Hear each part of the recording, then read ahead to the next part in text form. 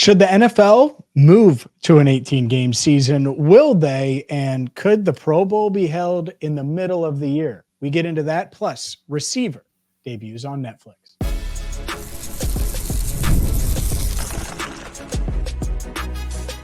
You are Locked On NFL, your daily NFL podcast. Part of the Locked On Podcast Network, your team every day. Hi again, everyone, and welcome into a Wednesday edition of Locked On NFL. He is Chris Carter. I'm James Rapien. Thank you so much for making us your first listen. Be sure to subscribe on YouTube or follow wherever you get your podcast. Today's show is brought to you by Game Time. Download the Game Time app, create an account, and use code Locked On NFL for $20 off your first purchase. Terms apply. And 18 games, Chris. Could it be happening?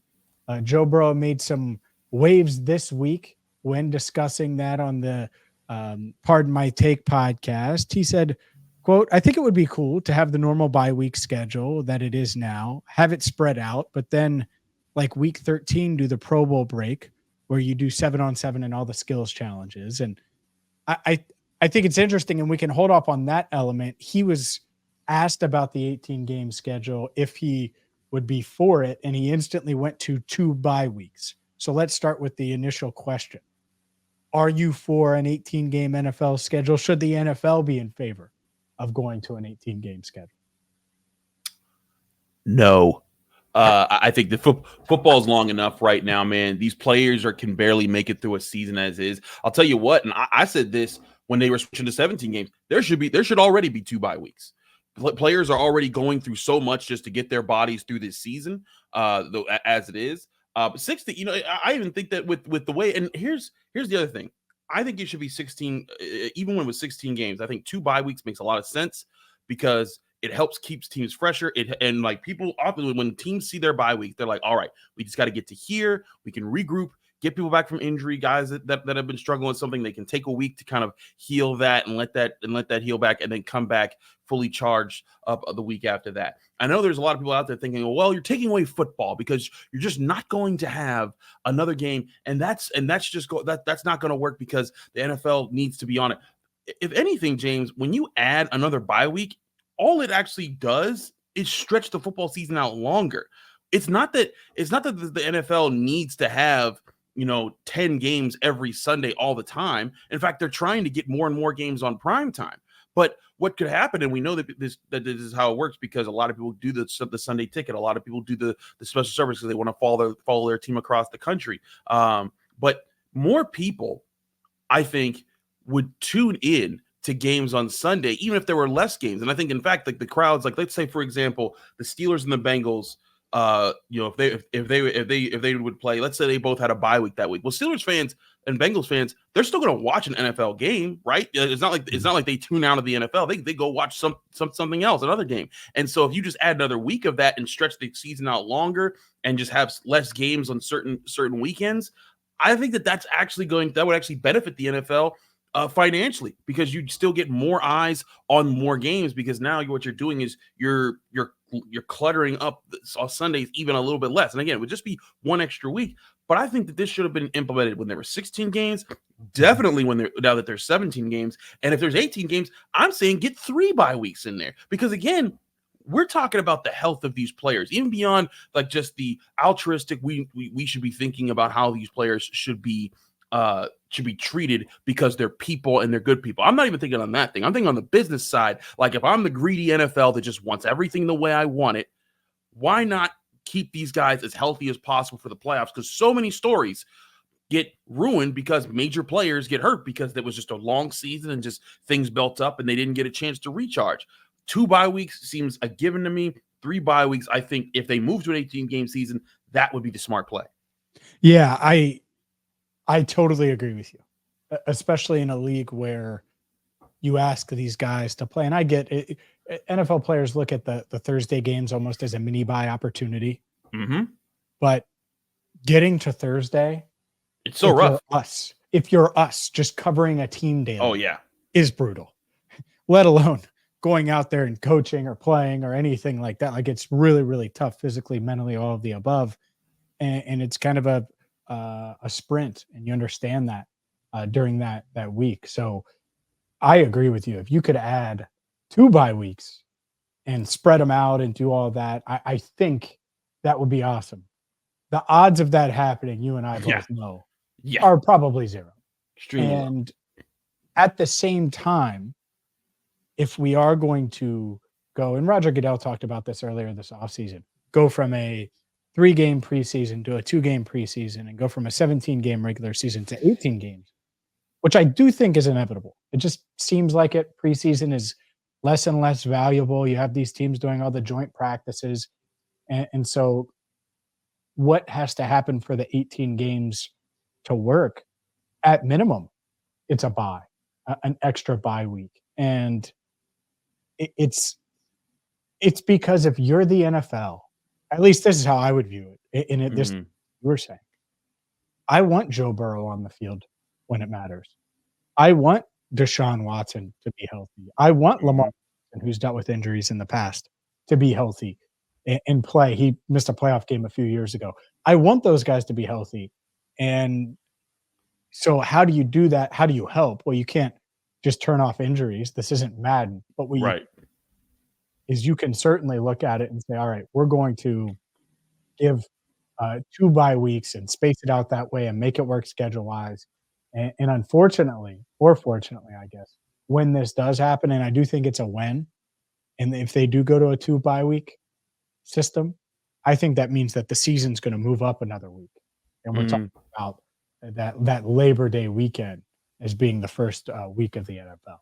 Hey, they're talking about moving where OTAs and mini camps happen so that can lead into training camp instead of having this break. So if anything, I think it makes it more likely that the NFL is gearing up to make a lot of changes to how the season works. Frankly, now we get into the selfish part because you talked about, for us, I was like, I've kind of grown accustomed to having this part of the summer where I get like a month to kind of like go on vacation, get time to breathe. And also there's a lot of people that work in the league. I talk to people that work in different offices and stuff, and they're like, listen, this is the only time I get to spend time with my kids. And I think that there's a point where it's like, we get that the NFL loves to just be the top story all the time, but there comes a time where I think that it'd be nice to kind of space things out a little bit more. That's why I think the extra bye week would work. I don't think there's the need to switch things up this much. And I don't think that there's even a need to get an 18th game in. And you're right.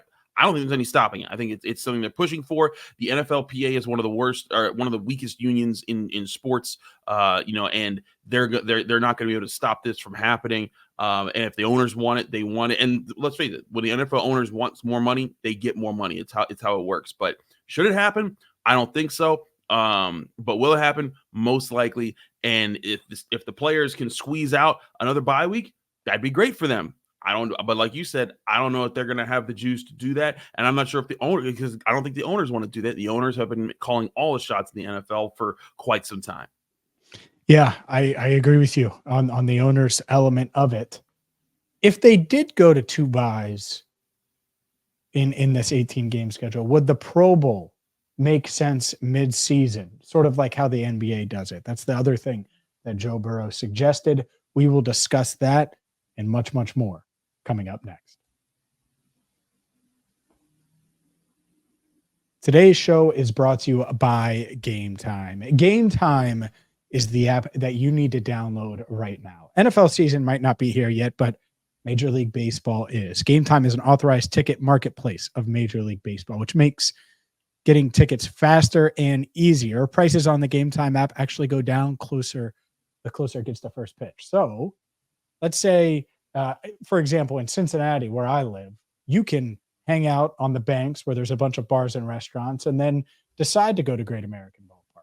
And maybe you want that last-minute option, last-minute decision of, am I going to go to the ballpark or am I not in the city you're in? Well, Game Time is the perfect app to have locked, loaded, and ready on your device. It's easy to find and buy MLB tickets and any ticket for any live event in your area. You get views from your seats. They have a lowest price guarantee, and they have all-in pricing, so you know exactly how much it's going to cost for those seats. So download the Game Time app, create an account, and use code LOCKEDONNFL for $20 off your first purchase. Terms apply.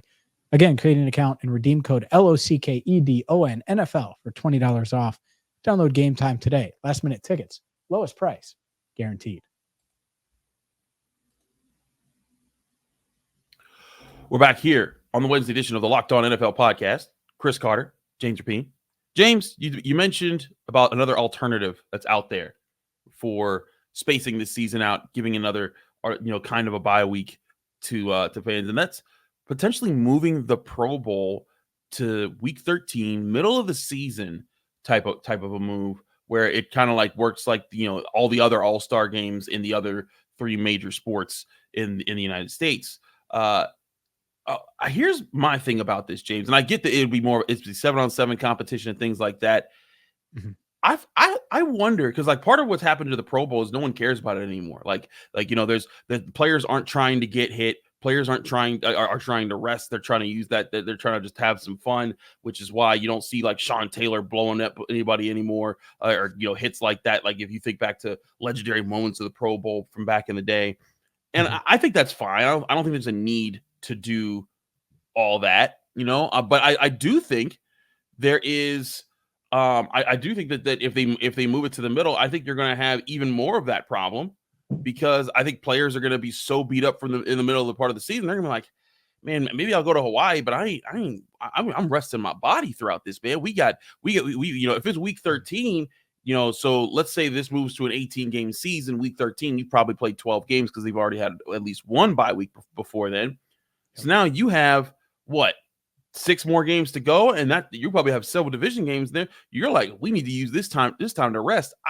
I think it'd be a cool idea as something new to shake things up. I just don't know if it's practical to make it work and if players would go for it. Yeah, I think it would take, and the NBA is dealing with this right now, actually. Players just kind of BSing the All-Star game. Yep. I know the commissioner, Adam Silver, is unhappy with it. But if you're the NFL, if it feels big, and I think the NBA has done a good job on Friday night and Saturday night of it feeling like a big event, the 3-point contest or the slam dunk contest, a lot of times it does feel like, I should probably flip this on, turn this on. If Joe Burrow is playing flag football or doing a throwing contest with Lamar Jackson and Patrick Mahomes, well, I'm in. I also think that you're more likely to get these guys to commit mid-season when they're still in it, when they still have something to play for. And I get the rest element, but you're more likely to get them to commit in that scenario than you are if they had just gotten eliminated in the AFC Championship game, or they finished 7-10 and it was a disappointing year and they just don't really feel like making the trek to whatever Pro Bowl or wherever the Pro Bowl games are. So I do think that element is there too. Mm-hmm. Is it perfect? No. Does it need to be talked about more? Absolutely. And I think this is where the NFL and the NFLPA need to come together, because I think that they can make the Pro Bowl weekend matter, make it an NFL fan event. And I know they're trying to do that. I think they can make that much more successful if they come together and they do tweak it a bit more. Does that mean mid-year? Does that mean Week 13? And that's the week Joe Burrow mentioned, threw off the top of his head. I don't know. But I am open to the idea. And I do think that there's a chance of it working. At the same time, you look at ratings last year and the NFL would say, hey, people might not like it, but people are still watching the Pro Bowl games. Oh, they are. So it's tough if you're the NFL to say, yeah, we're going to tweak it that much. At the same time, would they really want to go a whole week without football that mattered? Mm-hmm. I'd be kind of surprised. I wouldn't mind it if it was on college football playoff weekend, by the way, but right. I would be surprised. Here's my thing, James. I look at this, and the question I have if I'm the NFL is, where's the limit for the public of football? Like, where do they reach the saturation point? They haven't, and I don't know if there is one, because time and time again they give you more football, and people eat it up. I mean, it's to the point where like the draft is more watched than the championships of the other major leagues, like Yep. NBA, MLB, NHL. They wish they could get the covers that the NFL draft gets for their championship games. And so I think the NFL is just kind of like, what we they want to move smart, and they want to not make things obvious. They want to not make mistakes that give up their hold on the throne of the king of sports. But if I'm the NFL, everything that I've tried has worked. So it kind of makes sense. Like, if we want to do this, everything else we've tried has worked. Every people will say, "Oh, I'm done," or this is too much. And guess what? You keep coming back. Even people like, "Oh, I don't like the NFL because of this reasons. I'm leaving." Okay, cool. Ratings are still going up, which means you're still watching. So I think if anything, the NFL, they have been emboldened by how much people have shown they love their football. They can't get enough of their football, and that emboldens decisions like these. We're like, you know what? Who's going to stop us if we want 18 game seasons, 19 game seasons, 20 game seasons? And I'm not, again, that's ridiculous, but what's to stop the NFL from in 10 years adding more games at the end of the line? Because the bottom line is like, look, we are making more money. And to the players, and on the union side of things, I'm sure they don't want to have to, put their bodies at risk as much. But guess what? When that extra game comes in the season, you know what goes up, James? Every team's salary cap, which means more money can go to more can go to the players.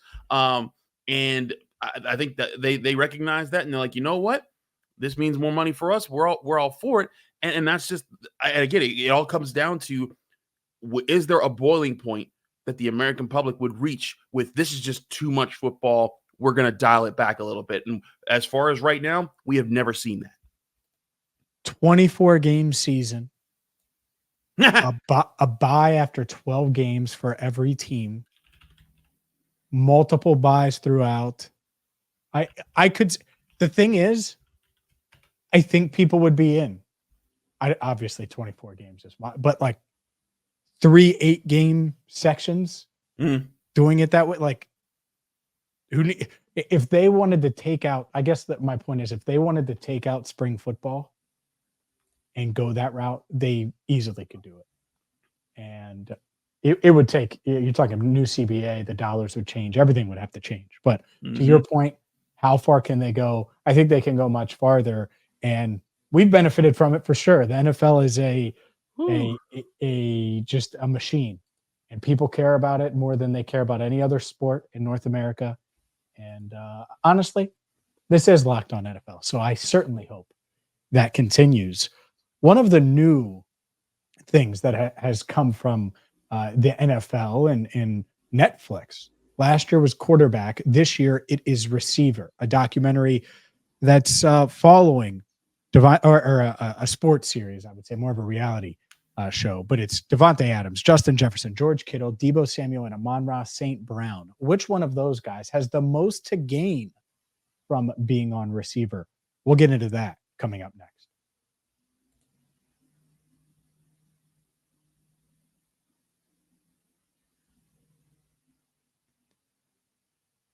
Receiver on Netflix, Chris. It debuts on Wednesday. And so if you're listening to this on Wednesday, well, it's out and you can check it out. But I mentioned the guys there and that are on this show.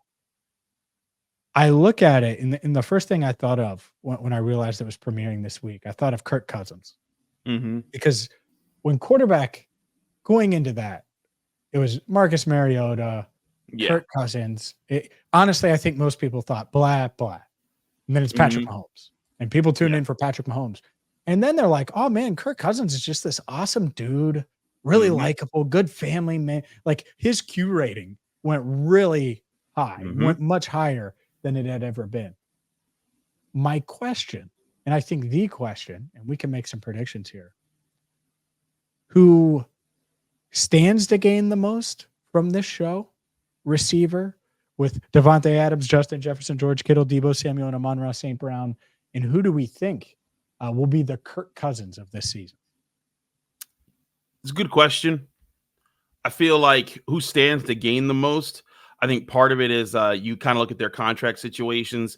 Deebo Samuel's already in the middle of a big contract, but he is looking for his next big one. So maybe he could be that guy. I think Justin Jefferson and Devontae Adams, everyone kind of knows who they are. Everyone knows who Kittle is too, but being a tight end, his market's just a lot lower at $12 million. But I think personality wise, Amon-Ra St. Brown, I think the only thing is he also just signed a big contract to stick with the Lions. So he's not going to be, it's not like he can just use this and be like, hey, I'm a much bigger figure now right away. But I do think that there's a case where I think a lot of NFL fans look at Amon-Ra St. Brown. They say, oh yeah, he helps my fantasy team a lot. But I bet you a lot of people don't even know, like, what he's like, what kind of personality he has, unless you're a Lions fan. And I think that's part of the thing is where you have household names in your hometown, in the town where you play, and then there's household names nationally. And that's where you want to become one, is like if Kirk Cousins, because there's also, again, talking about the markets the NFL wants to break into and to increase in. There are the fans of the NFL who are more casual fans who, like, hey, they tune in for when they think that there's something cool happening, but they're not diehard footballers, and it's fine to be that. Part of what worked for Kirk Cousins is that they sat down, on a weekday evening after a long day at work, and they saw Kirk Cousins, like, hey, I relate to that guy, or that guy seems really nice. When does he play? And then they tune in for that, and then there's ratings bumps there. I think Amon-Ra St. Brown is a guy that could certainly be like that. I think everyone kind of knows, if you know the NFL, and even if you're a casual fan of the NFL, you've heard the name Devontae Adams, you've seen that. I think Justin Jefferson's another automatic guy like everyone kind of knows. But Amon-Ra St. Brown, I think, is the one guy on here.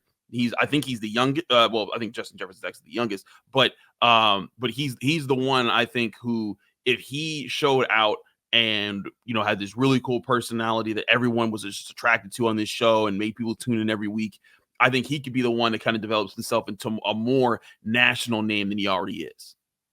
Yeah, I think there's a couple of things. One, I agree with you. Amon-Ra St. Brown can certainly vault himself into a level, and the numbers were there last year, but put himself in the same, not even stratosphere, but on the same planet as some of these elite receivers.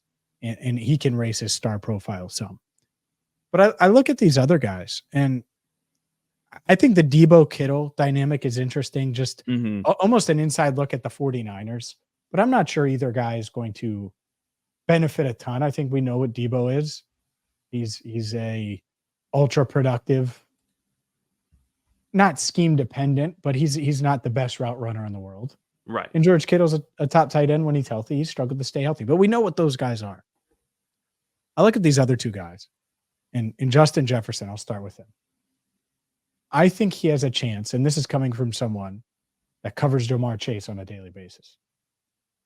Justin Jefferson has a chance, and unfortunately he was hurt last year, so I do wonder how much this could impact it.